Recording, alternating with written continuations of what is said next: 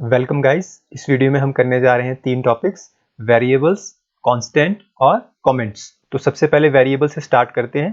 इसकी डेफिनेशन शुरू करने से पहले मैं आपको एक चीज़ बताना चाहता हूँ। देखिए, कोई भी कंप्यूटर लैंग्वेज है उसमें हम या तो कोई सॉफ्टवेयर बनाते हैं या उसका यूज़ करके कोई हम वेबसाइट बनाते हैं। तो हर एक वेबसाइट या सॉफ्टवेयर होती है वो किसी ना किसी डेटा के साथ डील करती है। तो प्रोग्रामिंग लैंग्वेज हमें कुछ ऐसा मैकेनिज्म प्रोवाइड करके देती है कि हम उस डेटा को कहीं स्टोर कर सके और उस डेटा के ऊपर ऑपरेशन परफॉर्म कर सके।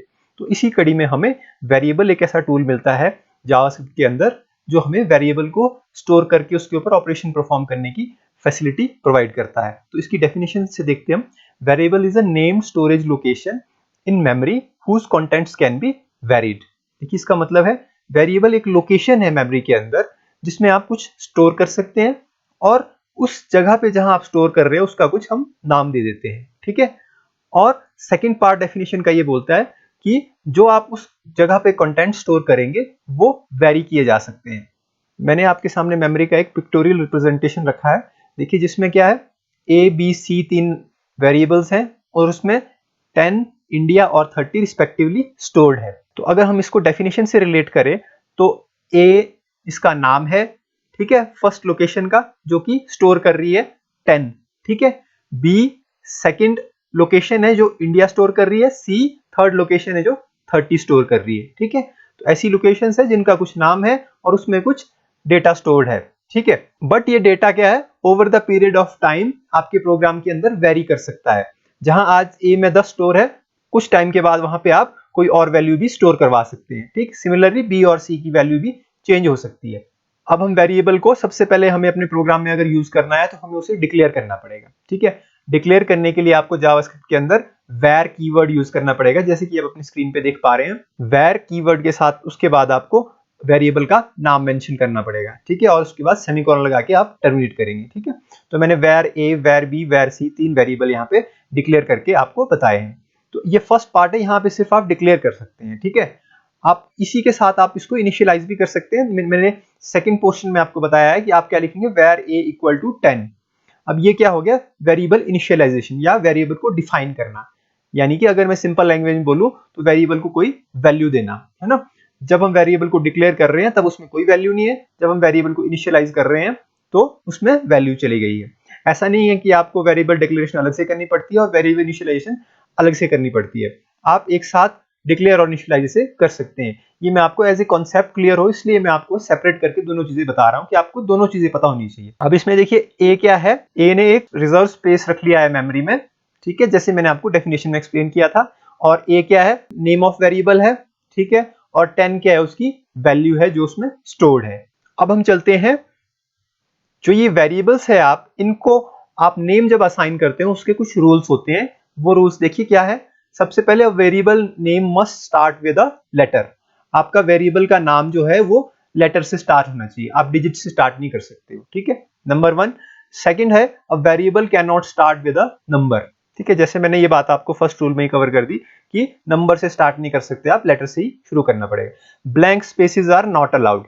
अगर आपकी वेरिएबल का नाम एक लेटर से ज्यादा है या 2 वर्ड्स को मिला के बन रहा है तो आप उनके बीच में स्पेस नहीं छोड़ सकते हैं। ठीक है। आप बेशक अंडरस्कोर का यूज कर लीजिए बट आप स्पेस यूज नहीं कर सकते हैं।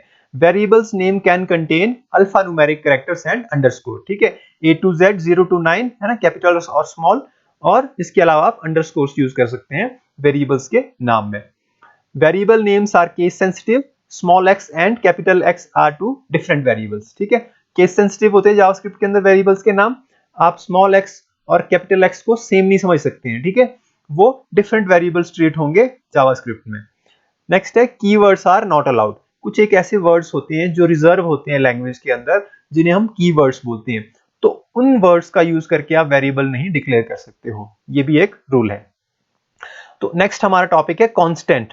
डेफिनेशन देखते हैं। Value of a constant can not change, it remains same throughout the program. ठीक है, ये कांस्टेंट है, यानी कि जो आपने एक बार वैल्यू असाइन कर ली है कांस्टेंट को, वो हमेशा पूरे प्रोग्राम में बिल्कुल कांस्टेंट रहेगी, वो चेंज नहीं होगी। वेरिएबल जो है आपको नाम से ही पता लग रहा था कि इसके अंदर की वैल्यू चेंज होगी, और सिमिलरली कांस्टेंट का भी आपको नाम से ही पता चल रहा है कि इसके अंदर की जो वैल्यू है वो चेंज नहीं होगी। कांस्टेंट को आप कैसे डिक्लेयर करते हैं प्रोग्राम के अंदर, आपको लिखना होता है कॉन्स्ट कीवर्ड, उसके बाद आइडेंटिफायर देंगे आप, जैसे यहाँ पे डी दिया है, आप कुछ और भी दे सकते हैं, और उसके बाद आप इक्वल्स टू करके उसमें वैल्यू असाइन कर सकते हैं, जैसे यहाँ पे 10 कर दिए। अब डी में 10 ही स्टोर रहेगा, ये चेंज नहीं होगा थ्रू आउट द प्रोग्राम। अगर डी के आगे आपका कॉन्स्ट कीवर्ड लगा है तो उसको कांस्टेंट बना देता है, और अगर आपने वेरिएबल बनाना है तो आप उसको वैर से ही आइडेंटिफाई करेंगे। नेक्स्ट है कमेंट्स इन जावास्क्रिप्ट। कमेंट क्या होता है, देखिए, is a line of code in program which is not executed. ठीक है, आपका प्रोग्राम में सेट ऑफ इंस्ट्रक्शन लिखी जाती है जावास्क्रिप्ट के अंदर, और वो सारी इंस्ट्रक्शन जो होती है एग्जीक्यूट होगी आपके वेब ब्राउजर पे, लेकिन अगर आप कुछ चीज को कमेंट करके लिखोगे तो वो एग्जीक्यूट नहीं होगी, उसे इंस्ट्रक्शन काउंट नहीं किया जाएगा। फिर आप सोच रहे होंगे कि इस कमेंट का पर्पस क्या है। इस कमेंट के बहुत ज्यादा यूजेज होते हैं, जैसे आप इसको अपने कोड को ऑर्गेनाइज करने के लिए यूज कर सकते हो, आप अपने रेफरेंस के लिए कोई वहां पे नोट डाल सकते हो कि पर्टिकुलर लाइंस ऑफ कोड क्या कर रही है, 10 लाइनें हैं, 50 लाइनें, इनका क्या फंक्शन है। ठीक है, तो ये आपके भी काम आएगा, और वो नोट जो है वो किसी और के भी काम आ सकता है, अगर आप उसको फ्यूचर में कोई और डील करेगा उस प्रोजेक्ट को। ठीक है, तो कमेंट्स के इस तरह से बहुत सारे यूज होते हैं। आप इसको इंप्लीमेंट कैसे करते हो, दो तरह के कमेंट होते हैं, सिंगल लाइन कमेंट और multi line comment. Single line comment होता है जो सिर्फ एक लाइन को ही एज ए कमेंट रिजर्व कर देगा। ठीक है, तो वो एक लाइन जो होगी एग्जीक्यूट नहीं होगी, उसके लिए आपको दो फॉरवर्ड स्लैश जैसे आपके स्क्रीन के सामने है ये लगाने पड़ेंगे, और उसके बाद आप जो भी लाइन लिखोगे वो एग्जीक्यूट होने से रुक जाएगी। सेकंड है, अगर आपको एक से ज्यादा लाइनें आपको कमेंट करनी है कि आप उन्हें एग्जीक्यूट नहीं कराना चाहते हैं। ठीक है, जैसे आपके सामने है, देखिए, आपको क्या करना है, फॉरवर्ड स्लैश लगाना है, उसके बाद आपको ये स्टार यानी कि आस्ट्रिक का साइन लगाना है, और उसके बाद वो सारी लाइनें लिखी जाएंगी जिनको आप एग्जीक्यूट नहीं कराना चाहते, और एंड में आस्ट्रिक के सिंबल और फॉरवर्ड स्लैश के साथ क्लोज करेगा। तो ये जो सेक्शन होगा ये एग्जीक्यूट नहीं होगा। तो चलिए इन सभी चीजों को हम प्रैक्टिकली एग्जीक्यूट करके देखते हैं, आपको जो डाउट है वो क्लियर हो जाएंगे। ये देखिए गाइज, मैंने यहाँ पे जावास्क्रिप्ट की एक फाइल ओपन कर रखी है, और इस फाइल को मैंने HTML के वेब पेज के साथ यहाँ पे स्क्रिप्ट टैग के अंदर लिंक कर रखा है। ये देखिए demoscript1.js इस नाम से मैंने जो फाइल बनाई है जावास्क्रिप्ट की, वो यहाँ पे मैंने इसके अंदर लिंक कर रखी है। गाइज, इसके बारे में मैंने एक वीडियो ऑलरेडी बना रखा है जिसमें मैंने आपको बताया था how to run JavaScript file. उस वीडियो का लिंक आपको ऊपर कार्ड में मिल जाएगा, अगर आपने वो नहीं देखा है तो आप उसको एक बार प्लीज जरूर देखिए। मैं आपको वेरिएबल्स यहाँ पे जावास्क्रिप्ट की फाइल के अंदर एक्सप्लेन करूंगा। तो हम स्टार्ट करते हैं। सबसे पहले हम वेरिएबल को कैसे डिक्लेयर करते हैं, हम लिखते हैं, देखिए, वैर कीवर्ड हमको लिखना होता है, और उसके बाद हम वेरिएबल का नाम दे देते हैं, जैसे x दे देता हूं मैं। ठीक है, और सेमीकोलन से इसे हम टर्मिनेट कर देते हैं। अब अगर मुझे इसकी आउटपुट चेक करनी है इस टाइम पे, हालांकि इसमें कोई वैल्यू तो है नहीं हमने पास की, तो फिर भी हम देख लेते हैं कि क्या होता है। मैं आपको दिखाना चाहता हूं। ये देखिए सेमीकोलन से मैंने टर्मिनेट कर दिया। अब अगर यहाँ पे ब्राउजर पे मैं आपको आउटपुट दिखाऊंगा, हम कंसोल की आउटपुट देखने के लिए मैंने आपको बताया था कि ब्राउजर पे राइट क्लिक करना होता है और इंस्पेक्ट एलिमेंट पे जाना होता है, और यहाँ पे कंसोल वाली टैब पे क्लिक करना होता है। अब यहाँ देखिए हमें ये क्या मैसेज दे रहा है, अनडिफाइंड, कि आप जिस वेरिएबल की वैल्यू चेक करना चाहते हो वो अभी डिफाइंड नहीं है, आपने जस्ट उसको डिक्लेयर किया है। ठीक है, अब हम क्या करते हैं, अब हम इसको डिफाइन करते हैं। उसके लिए मुझे क्या करना होगा, मैं यहाँ पे इसको एक वैल्यू दे दूंगा। ये देखिए, जैसे मैं इसको 5 दे देता हूँ, तो इस चीज को हम बोलते हैं वेरिएबल इनिशियलाइजेशन या वेरिएबल को डिफाइन करना। ठीक है, अब अगर मैं x की वैल्यू को चेक करूंगा यहाँ पे, तो आप देखेंगे ये हमें 5 आउटपुट दे रहा है यहाँ पे। ठीक है, तो इस तरह से हम वेरिएबल को डिक्लेयर और डिफाइन करते हैं। अगर मुझे दूसरा वेरिएबल कोई डिक्लेयर करना है तो मैं इस तरह से क्या कर सकता हूँ, सेम ही तरीका है। मैं वेर कीवर्ड मुझे लिखना होगा, y लिखूंगा, दूसरे वेरिएबल का नाम आप कुछ भी दे सकते हैं, और इसको मैं वैल्यू पास कर देता हूँ, जैसे 6।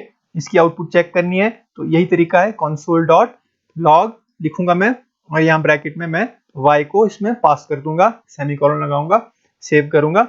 अब अगर मैं यहाँ पे रिफ्रेश करूंगा तो आप देखिए पहले वेरिएबल की आउटपुट 5 आ रही है और सेकंड की 6 आ रही है। ठीक है, अब अगर हम चाहते हैं कि हमें बार बार अलग अलग लाइन में ये वेरिएबल्स ना लिखने पड़े, तो उसके लिए भी इसमें हमारे पास प्रोविजन है। मैं इसे यहाँ से हटा देता हूँ। यही काम मैं क्या कर सकता हूँ, यहाँ पे कॉमा लगा के इसके आगे ही मैं क्या कर सकता हूँ, y को भी वैल्यू दे सकता हूँ। ठीक है, जैसे मैं यहाँ इसको दे देता हूँ 98, चलो 98 दे देता हूँ, सेव करता हूँ।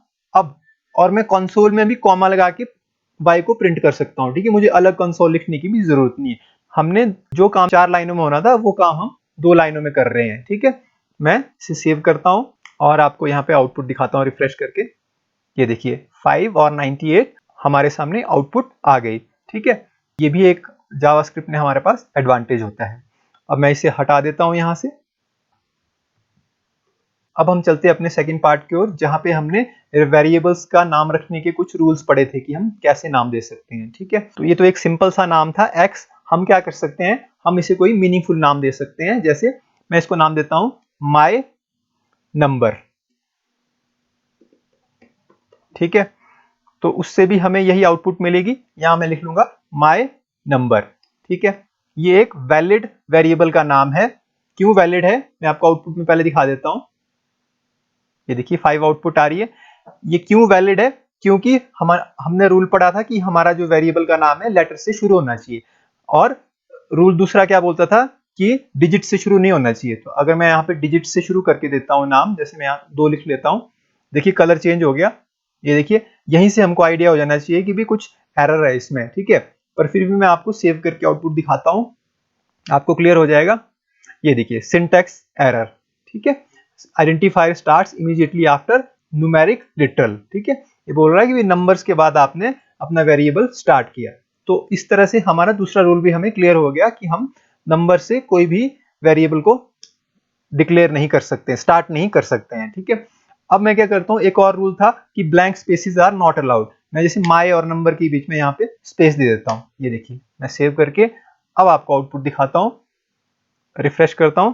ये देखिए सिंटैक्स एरर, अनएक्सपेक्टेड टोकन। ठीक है, तो ये भी रूल का वायलेशन था, इस वजह से इसने भी हमें एरर दी। ठीक है, अब हम क्या कर सकते हैं, स्पेस को कवर करने के लिए हम यहाँ पे अंडरस्कोर का इस्तेमाल कर सकते हैं। तब देखिए तब कोई एरर नहीं आएगी, क्योंकि अंडरस्कोर आपके अलाउड है। मैं इसको सेव करके आपको आउटपुट दिखाता हूं। ये देखिए इसने हमें बिल्कुल सही आउटपुट दे दी। ठीक है, एक और तरीका है, जैसे ये वेरिएबल जो है ये 2 वर्ड से मिलके बना है, तो मैं क्या कर सकता हूं, जो इसका सेकंड वर्ड है माय नंबर, माय और नंबर 2 वर्ड से, मैं एन को कैपिटल यहां पे लिख सकता हूं। ठीक है, इसे हम कहते हैं कैमल केस कन्वेंशन, कि आप जब 2 वर्ड्स से मिलके कोई एक वेरिएबल डिक्लेयर कर रहे हो तो आप सेकंड वर्ड के फर्स्ट लेटर को आप कैपिटल कर सकते हो। तो इसे हम बोलते हैं कैमल केस कन्वेंशन। मैं आपको सेव करके दिखाता हूं, इसकी कोई एरर नहीं हमें मिलेगी। ये देखिए आउटपुट आ गई।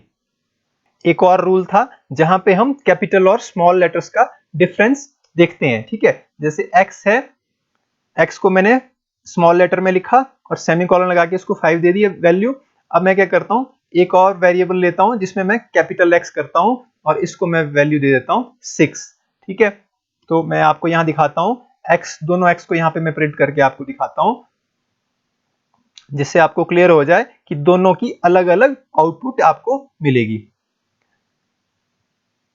ये देखिए 5 और 6। इसका मतलब जावास्क्रिप्ट एक केस सेंसिटिव लैंग्वेज है, जिसके लिए स्मॉल x अलग है और कैपिटल X अलग है। ठीक है, अब मैं इसे हटा देता हूं।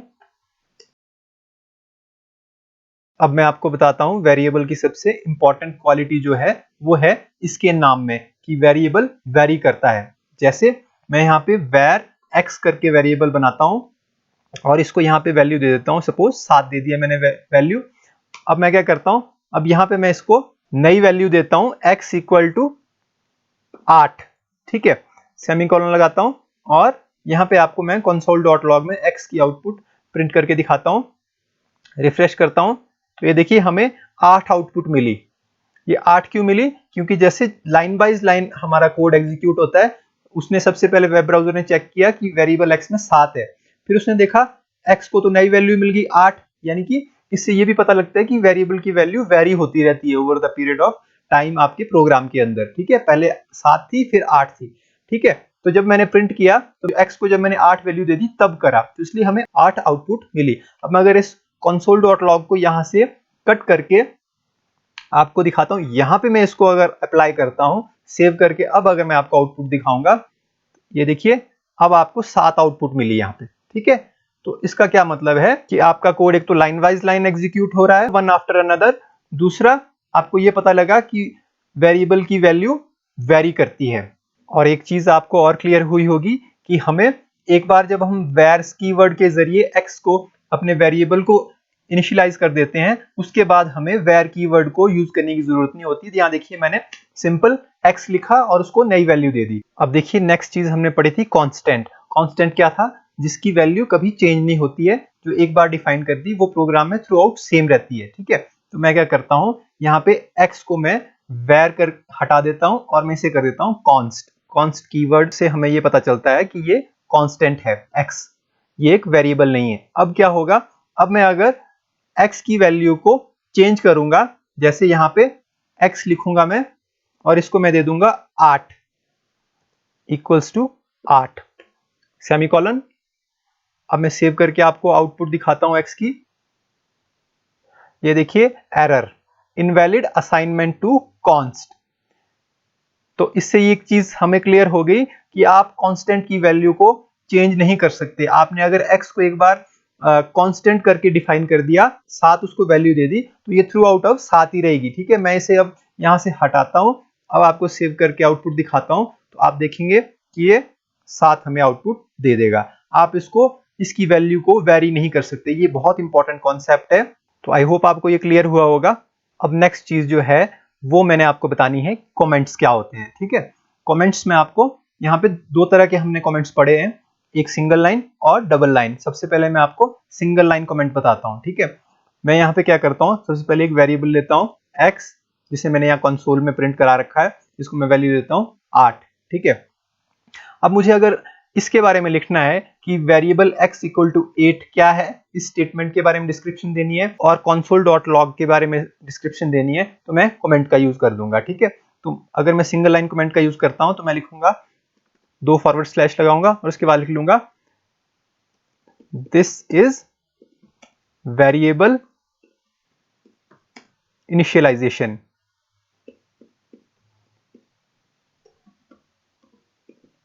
ठीक है, तो ये एक डिस्क्रिप्शन होगी इस स्टेटमेंट के बारे में। क्या करेगा इंटरप्रेटर, इसे इग्नोर कर देगा, इस जो मैंने कमेंट में लिखा है वो डायरेक्ट इसको एग्जीक्यूट करना शुरू कर देगा। ठीक है, मैं आपको सेव करके आउटपुट दिखाता हूं, तो आप देखेंगे हमारे आउटपुट में कहीं पे भी जो हमने कमेंट में लिखी है चीज वो नहीं आई। ठीक है, हमारे को सीधी आउटपुट आ गई जो हमने x में वैल्यू दी है। ठीक है, ये एक तरीका है। इसी तरह मैं इसको जितनी मर्जी जगह मैं चाहूं, इसको मैं यहाँ से कॉपी करके आपको लिख के दिखा सकता हूँ। देखिए यहाँ पे भी है, अब आप यहाँ पे इसको चेंज कर सकते हैं, इसकी डिस्क्रिप्शन, और आप लिख सकते हैं कि this prints output on console. तो इस तरह से आप डिस्क्रिप्शन दे सकते हैं अपने कोड के बारे में। ठीक है, और आपका कोड ऑर्गेनाइज रहेगा और किसी दूसरे को भी हेल्प करेगा और आपको भी हेल्प करेगा आफ्टर लॉन्ग टाइम जब आप अपने कोड को चेक करोगे। ठीक है, तो एक तो ये तरीका है। इसके अलावा हमने पढ़ा था कि मल्टी लाइन कमेंट होता है। मल्टी लाइन कमेंट क्या होता है, जो अभी तो क्या है, देखिए अभी मैंने ये एक लाइन में मैं जितना लिखूंगा वो इसके आगे कमेंट हो जाएगा, बट अगर मैं सेकंड लाइन में आता हूं और मैं यहाँ पे कुछ लिखने की कोशिश करता हूं, ठीक है, तो वो कमेंट नहीं होगा। ठीक है, मैं इसको सेव करता हूं। अब मैं अगर यहाँ पे आपको आउटपुट पे रिफ्रेश करके दिखाऊंगा तो ये देखिए ये बोल रहा है कि हेलो जो है नॉट डिफाइंड है, यानी कि इंटरप्रेटर ने क्या किया, इसको रीड कर लिया। ठीक है, जहां क्योंकि इस कमेंट की रेंज क्या थी, एक लाइन की थी। ठीक है, तो इस वजह से ये हमें एरर आई। तो इसके लिए क्या है, मल्टी लाइन कमेंट होते हैं जिसमें आप एक से ज्यादा लाइंस को कमेंट कर सकते हो। जैसे मुझे ये पूरा का पूरा ब्लॉक यहां से लेकर यहां तक का सारा कमेंट करना है, तो मुझे क्या करना होगा, मैं इसके टॉप में जाता हूं और यहाँ पे क्या करूंगा, मैं यहाँ पे मैं फॉरवर्ड स्लैश लगाऊंगा, इसके बाद मैं लिख लूंगा स्टार, और ये देखिए आपको कलर चेंज हो गया। जैसे मैं इसको हटाता हूँ, ये देखिए कलर वापस आ गया। तो जैसे ही कलर चेंज हो गया, ये इसने सारा का सारा कमेंट कर लिया। अब हम डिसाइड कर सकते हैं कि हमें कहां तक कमेंट करना है। ठीक है, जैसे मुझे अगर यहां तक कमेंट करना है तो मैं स्टार लगाऊंगा और फिर से फॉरवर्ड स्लैश। ये देखिए इसके नीचे की जो स्टेटमेंट है उसका कलर बिल्कुल चेंज हो गया, यानी कि अब इतना सा पोर्शन जो है वो कमेंट में आ गया, इसको इंटरप्रेटर बिल्कुल भी रीड नहीं करेगा और उसके बाद का जो कोड है आपका वो स्मूथली वर्क करेगा। ठीक है, अब मैं क्या कर सकता हूं, मैं इसको भी यहां से हटा के मैं इसको इसके एंड में अगर यहाँ पे पेस्ट कर दूंगा तो ये पूरा का पूरा हमारे कमेंट में आ जाएगा। तो मुझे उम्मीद है ये वीडियो आपके लिए हेल्पफुल होगा, आप इसकी प्रैक्टिस करेंगे। Thank you very much.